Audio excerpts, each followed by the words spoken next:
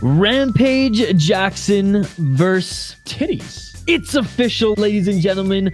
For December, Rampage Jackson has been talking about a return to mixed martial arts. He wants 2 MMA fights and a boxing match at least before he officially retires.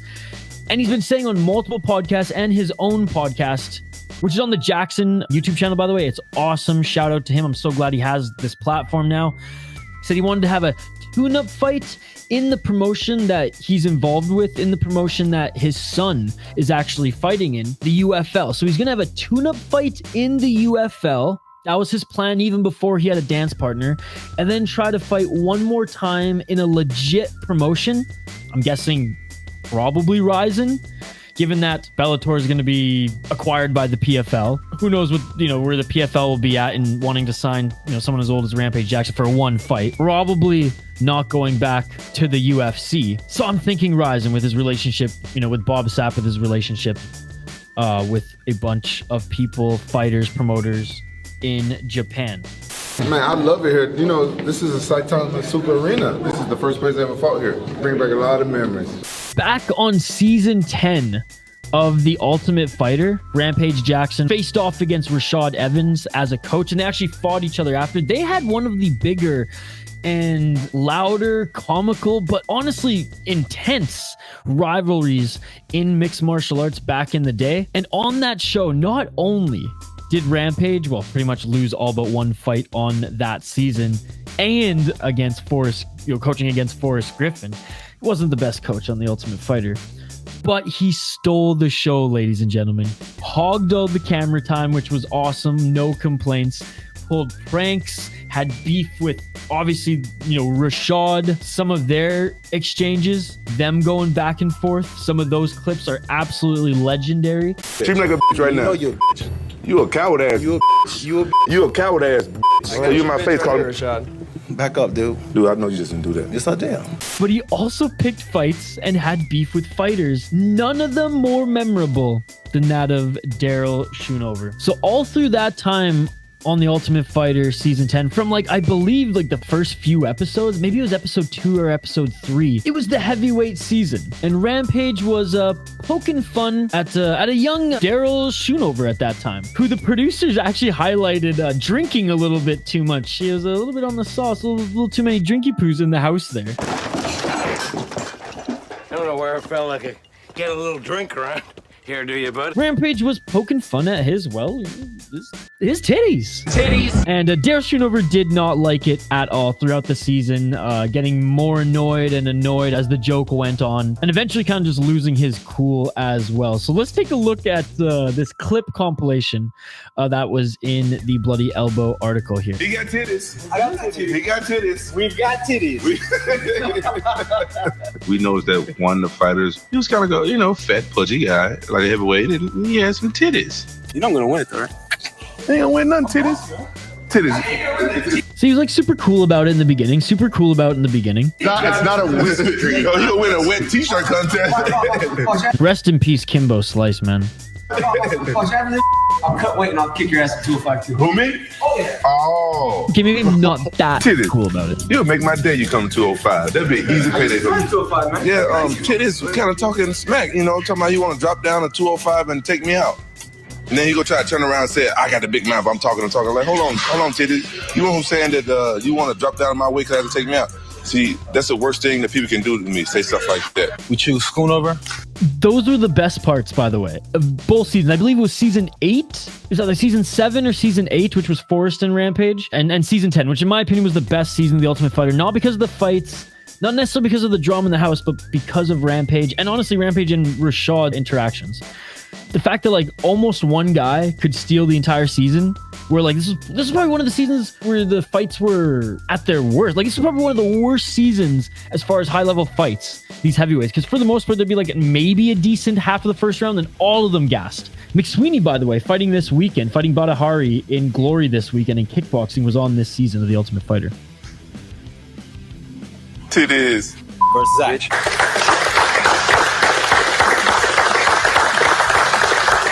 You got milk. What, I'm supposed to be scared of you? Are you serious right now, Titties? Are you serious? Let's say. Am I supposed to be scared of you, Titties? You really think I'm supposed to be scared of you? Dude, a young Matt Mitrione on that season. He actually had a really good fight against was it McSweeney? I think it was against McSweeney, actually. So he was in one of the only good fights. But yeah, he's a head case. I think you think I'm supposed to be scared of you. You walk up on me again, though, your ass gonna be in trouble. Trust me. Walk up on me again, you gonna be in trouble. Trust me.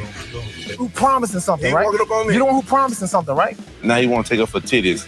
You know what I'm saying? Probably because he's jealous because Titties got titties and he ain't got no titties. So you know Rashad like playing with his nipples. I bet he wish he had some titties to play with.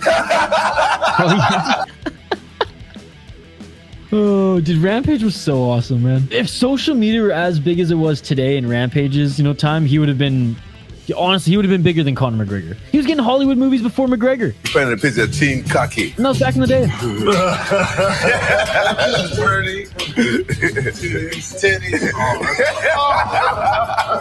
Titties is my favorite character on there. He got some nice jugga. There he goes. Oh my goodness. He's coming back. It's perfect. He got 2 O's in his name. Wait, so this was before his fight. So this is like pretty far into the show at this point. Ain't over to the fat lady sing, and Titties ain't sung nothing yet. Make up, man. Come on. You know We think this is going to be a wholesome moment. we used to be cool. We used to like each other. Okay. All right. Your name, I'll find your. Oh, I can't wait for the UFL. Hopefully, like, knock on wood, they're allowed to show this footage, like on their promotional stuff. Come on, dude. Come on, Titties. Come on, Titties. Are you serious? Come on, Titties. Get the out. Don't be stupid. No. Listen. So I thought we was cool, and I grabbed his titty, and that wasn't pretty. He didn't like that. He didn't like when I grabbed his titty. Felt good though. And Rampage is actually a heavyweight now, so there you go, right? Oh my goodness. So if you guys haven't seen season 10 of The Ultimate Fighter, go do it. It's on ESPN Plus. It's on UFC Fight Pass. For the entertainment factor, it is the best season. It is the best season, hands down. One of the best things I heard was the way Rampage was able to convince Titties to finally take the fight. I mean, season 10 of The Ultimate Fighter, 2009, I believe that was filmed. 2008 or 2009. So this is over 10 years in the making. Rampage explained how he got Schoonover to accept the fight. The way I got Titties to fight was I told him, look, if you beat me, I will never call you Titties again. And he was like, okay, let's do this. Titties is gonna lose, Jackson said. In an article or in an interview with Bloody Elbow. My goodness, man. Absolute legend, developing in Pride as well. Wanted to be a pro wrestler, settled for mixed martial arts. We said at the top of the segment, Rampage Jackson, he wanted to get at least 2 more MMA fights and 1 boxing fight in before he retires. He wanted a tune-up fight, and what a better promotion to fight that tune-up fight in than the UFL, the organization that he has ownership stake in, that he's heavily involved with right now, and the promotion where his son is actually fighting in now as a pro. And then he'll take another pro fight after the tune-up fight in a promotion at a higher level. I think it's Ryzen, again, with his relationship with the Japanese and Bob Sapp, who he was just out training with recently. God, I hope Bob Sapp is in his corner. Either, if he, knock on wood, because I would like that too, signs with Ryzen, or just even for 1 fight. Because Ryzen tend to do that where other promotions don't, which again is why I'm kind of thinking that's where he'll go. Bob Sapp's relationship with him,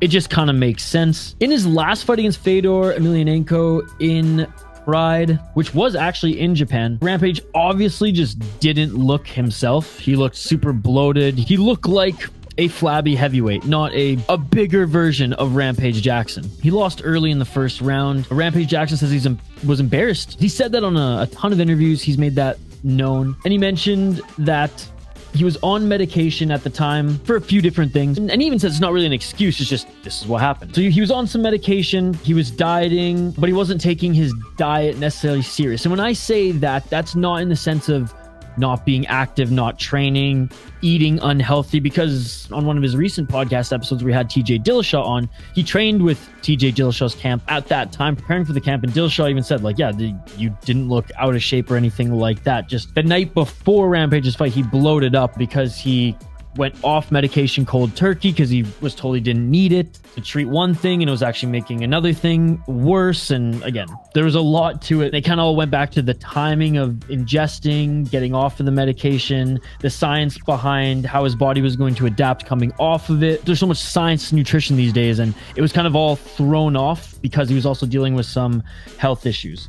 He did not want to go out like that. And it was clear that, I know Rampage, he was on his way down in Bellator, but like as a heavyweight, he fought some decent fights before that. Now against a bunch of other old timers, but that's kind of what you want to see. We can't really fault Scott Kroger for that one. Like this wasn't Dada 5000 and Kimbo Slice going at it. This is Rampage Jackson going at it with an old, Vanderlei Silva going at it. Chael Sonnen, Muhammad Lawal, like again, older fighters. Satoshi Ishii, right? Who's still fighting now today. So I didn't mind that at all. So again, Rampage was embarrassed about his performance. He did not want to go out like that. So getting back in shape, getting his health in order. But like I said, he's been getting back in shape with Bob Sapp too. He's most likely going to continue to fight at heavyweight. Just a very lean, mean fight machine at heavyweight. He always joked about wanting to fight Titties, guys. Always joked about wanting to fight Titties. Like even before this year, like he Rampage has been joking about wanting to fight this guy since, honestly, since he joined Bellator. When he was finally out of that, title contention, top of the world. Because what was crazy is when Rampage was coaching the Ultimate Fighter, I mean, Schoonover's fighting regional scene, right? Nowhere near his level. Now they're both old. And it's just funny to see that almost 15 years later, this is actually going to happen. Is it a freak show fight? Sure. It's more in that category than a pro fight. This is more a tune-up for Rampage. But I'm excited for this one because it's actually MMA, guys. It's not a YouTuber fighting Rampage Jackson. Yeah, it's a guy from a reality show. It doesn't fall into the category of a freak show fight, sure, but it's our freak show fight. It's MMA fans' freak show fights. It's tough fans' freak show fights that we've been waiting for so many years, ladies and gentlemen. Been in the making since 2009. Let's quickly take a look at Darrill Schoonover here. 15-8 as a pro, the boss. He's 38 years old. 8 wins via KO, TKO, 5 submissions, 2 decisions. He actually fought in the UFC. 0-1 in the UFC. I believe was the Ultimate Fighter finale. Hasn't fought since 2015. Disqualification. Won a split decision. Did put together a good 4-fight win streak between 2011 and 2013. Put together a great record upon entering the UFC, as you can see here on the Florida and Texas regional. Beat Jack Jensen. That was the first fight on the Ultimate Fighter. He lost in the semifinals. He got absolutely tuned up by Marcus Jones, which was the only Rampage fighter to get a win was Marcus Jones. And then, lost to James McSweeney. So again, James McSweeney's still fighting today. Not MMA, but in kickboxing. He will be fighting Badahari this weekend in Glory, which is crazy. Yeah, and he went on a losing streak after the Ultimate Fighter. Retired on a loss to a guy who was 1-0. I can't wait for the betting odds to come out. Let me know in the comments what fight you are more excited for. Francis Ngannou versus Tyson Fury, or Titties versus Rampage Jackson. And let me know who you think is going to take this one. And if you're that much of a degenerate, are you going to be betting on this fight? I tell you, I lived in a building with Rampage in Rosarito, Mexico for like 10 years ago. Yes, you did. That's crazy. T to the I to the double T, I to the E to the S, that's titties. I've seen them in small town, villages, and major cities. Titties.